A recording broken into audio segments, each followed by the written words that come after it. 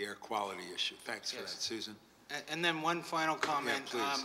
We need a system of health reporting that currently the noise regulations are geared toward compliance to a 20-year-old agreement, and they have little to do with potential health impacts from the airport. So there are many things that we can do to report the air pollution and the noise impacts that will give us a much better indication of whether these potential health effects can be measured and whether or not we should be extremely concerned about them. I think we should be concerned about them on any level when we see this many people are concerned about their health, because just that level of worry has been shown to influence stress hormones and affect health itself. But if we want to learn more about it, we have to put in place a better system of reporting, and that too is something that the Airport Commission and Santa Monica could certainly contribute to in Thank you, Michael. county. Susan? Based on the anecdotal information that was presented tonight regarding proximity to the airport, you are correct. What you are seeing would be potentially attributable to the emissions from aircraft, so heavier material will fall out closer to the source. That's one of the things that the AQMD's air quality study is trying to determine. So the location of the sampling points is critical, trying to determine how best to measure specific pollutants that could be attributable to the different types of aircraft that utilize Santa Monica Airport relative to what you would expect to find in neighborhoods that are impacted by automobiles, and also relative to what would be upgradient or upwind from the airport. So the sampling locations are really crucial to providing information that would be the first step to trying to address what are the emissions and what are the chemical constituents in the emissions. The analyses are very thorough. We've mentioned ultrafine particulates. There will additionally be volatile organic compounds, a list of over 24 chemicals, some of which are known human carcinogens, some of which are suspected human carcinogens. There are other airport studies that are currently being conducted by other regulatory agencies or other educational institutions. Our hopes are that we can use the data that they generate and compare it to the data that's generated by this study. One of those studies is at LAX that is currently being performed by UCLA.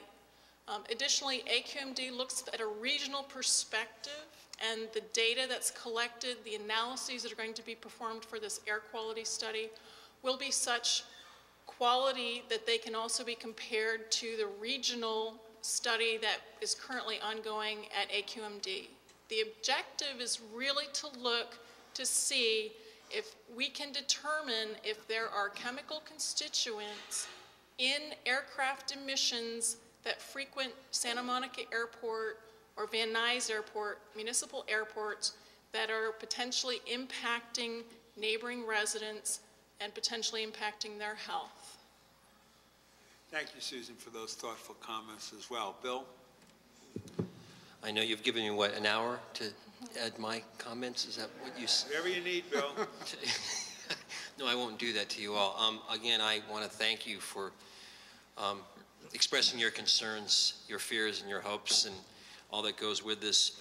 You live in this community. You are affected by the pollutants, the noise, and you have safety concerns that are truly genuine. I think it's important to understand, and what I hope this panel does, is take your concerns and your issues, we put them all together, then we look at the tools we have to assess those concerns, and we use the best tools in the toolbox to do that. There isn't one tool to do that. Be careful. Monitoring is not the only answer here, and that necessarily isn't going to tell you or be that smoking gun. We want to use all available methodologies and approaches to do the right thing and to assess, and I hope that this panel comes together and we come to a consensus and we're able to effectively do that and go beyond that to see where the paucity in the information and data is, where we can go ahead and make those recommendations. If we need to get better information about what's coming out of an aircraft engine, we need to go, yes, there is a problem here. Is monitoring going to necessarily tell us that? No, because we're just sucking in the air and we're getting all kinds of stuff that might be in the ambient air. It's not directly attributed to that engine per se. So there's a lot of things that we need to look at and clearly note the paucity in the information and the data, but I believe that this group should be able to do that, and looking forward to working with them on that issue. Thank you again very much. Thank you, Bill, very much for your comments. Sarah. Okay. Thank you so much for being here.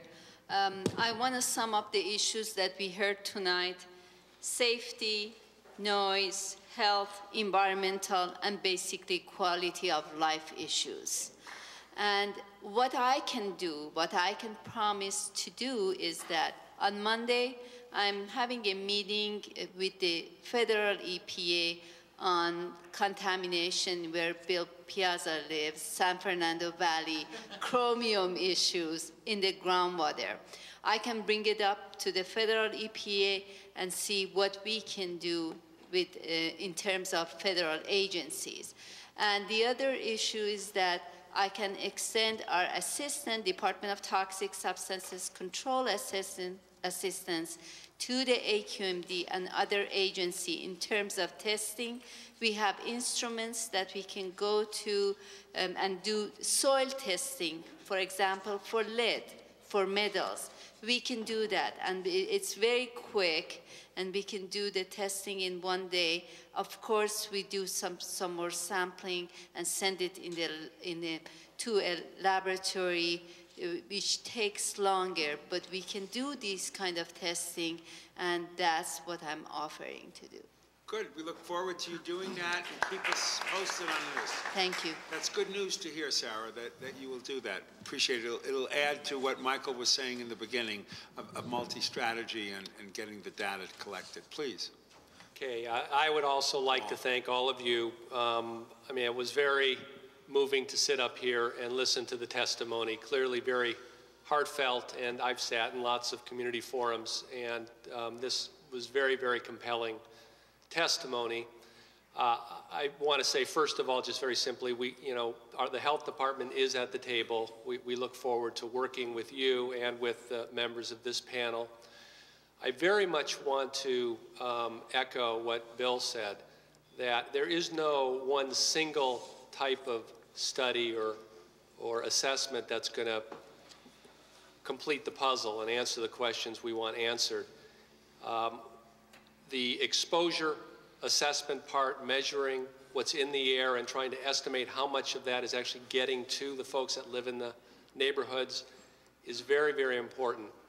Without that information, it's very difficult to do then a health assessment or an epidemiologic study. On the other side, the side that we get involved in very often, that is measuring rates of illness in communities, that also is very, very challenging. And I don't want to overpromise. I think to the degree that we pick health outcomes that can be measured objectively, we'll have much more persuasive information. And so, again, I look forward to working with all of you on this.